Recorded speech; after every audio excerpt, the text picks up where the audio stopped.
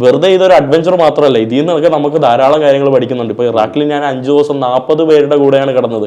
അതിൽ പാകിസ്ഥാനികൾ 5 പേരുണ്ടായിരുന്നു, ഇല്ലീഗലായിട്ട് വന്നവർ. അവർ ഇല്ലീഗൽ ആയിട്ട് അവിടെ ജോലി ചെയ്യുന്നവരാണ്. പിന്നെ ബാക്കി കുറെ ഇറാഖികൾ ഉണ്ടായിരുന്നു. അപ്പൊ ഇവരുടെ കഥകൾ പഠിക്കാൻ പറ്റും. ഇവരുടെ പോലീസുകാർ എങ്ങനെയാണ്, പോലീസുകാർ പൈസ കൊടുത്താൽ ഇവർക്ക് ഫോൺ ചെയ്യാം, മനസ്സിലല്ലേ? ഇറാഖിൽ പോലീസുകാർക്ക് പൈസ കൊടുക്കുമ്പോൾ ഫോൺ ചെയ്യാൻ പറ്റും. പിന്നെ ഈ ഒരു 40 പേരിൽ ഒരാളുണ്ട്, വലിയ തടിയനായിട്ടുള്ള പുള്ളിക്കാരൻ. എന്തോ ഒരു റേപ്പ് കേസിൽ വന്നതാ, ഒരു വലിയൊരു ഗുണ്ടയാ.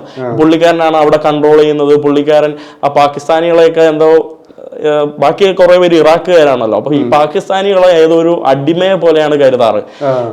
അതായത് വെളിയിലുള്ള ആളുകളെല്ലാം എനിക്ക് തോന്നുന്നു ഇവർ അടിമകളാക്കി ഈ പാകിസ്ഥാൻകാരെ തറ തുടപ്പിക്കും, മസാജ് ചെയ്യിപ്പിക്കും, ചിലപ്പോൾ അവ എടുത്തിരിക്കും.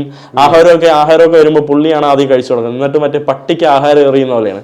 പിന്നെ എനിക്ക് അറബി അറിയില്ല, ഇറാഖിൽ അറബിയാണല്ലോ, പിന്നെ ഞാൻ എപ്പോഴും കരഞ്ഞോണ്ടിരിക്കുന്നു. ബാക്കി എല്ലാവരും ഓക്കെ, അവർ